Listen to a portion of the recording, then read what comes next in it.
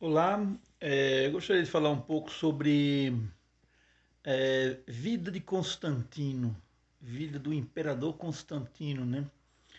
Você procurar aí no Google, você vai encontrar esse livro de minha autoria, né? Aliás, diga-se de passagem, a autoria é de Eusébio de Cesareia. Eu republiquei o livro com meus comentários, né?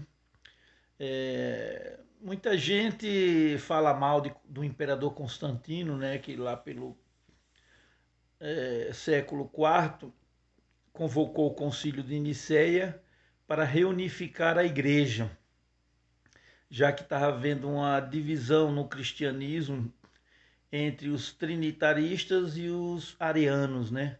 Ario defendia que Deus era um e Jesus era outro. Jesus era inferior, era uma criatura de Deus. Era o salvador do mundo, mas ele era uma criatura. E os trinitarianos defendendo essa tese, principalmente Atanásio, dizia que não, o Pai é Deus, o Filho é Deus, o Espírito Santo é Deus. Não são três deuses, é um só Deus. O Pai é Senhor, o Filho é Senhor, o Espírito Santo é Senhor. Não são três senhores, é um só Senhor. Então ele defende o conceito teológico de que Deus é uma triunidade, a qual eu também vejo nas Escrituras que não há outra possibilidade, né? Senão Jesus seria um impostor. Nenhum judeu diria eu e o Pai somos um. Nenhum profeta, nem Moisés falaria isso. Então Jesus ele fala de sua preexistência como sendo uma das pessoas da Trindade. Enfim, muita gente fala mal de Constantino, de que ele foi um impostor, que ele apenas queria manter a igreja unida para manter o império unido. Não. O império, durante 300 anos, o Império Romano perseguiu os cristãos. E para que agora queria unir os cristãos? Quanto mais o seu inimigo tiver dividido, melhor para você, não é? Então, se Constantino fosse um impostor e não fosse de fato cristão, por que ele queria unificar um grupo da qual ele não tinha vínculo? Então, ele convocou o Concílio de Nicéia, que eu considero que foi algo muito importante para o cristianismo, porque não foi só essa questão da Trindade, tinha a questão também da Bíblia. Apesar que os livros da Bíblia quase sempre eram os mesmos usados pela igreja, havia algumas divergências sobre alguns livros. A Epístola de Tiago, o livro do Apocalipse, o livro de Enoque, se deveria ou não ser colocado no cânon bíblico. Então havia algumas divergências sobre alguns temas. O livro de Hebreus, a carta aos Hebreus, né?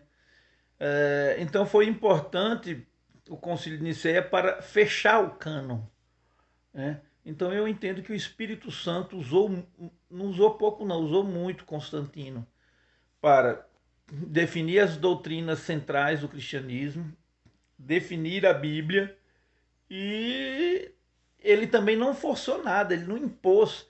É outra coisa importante.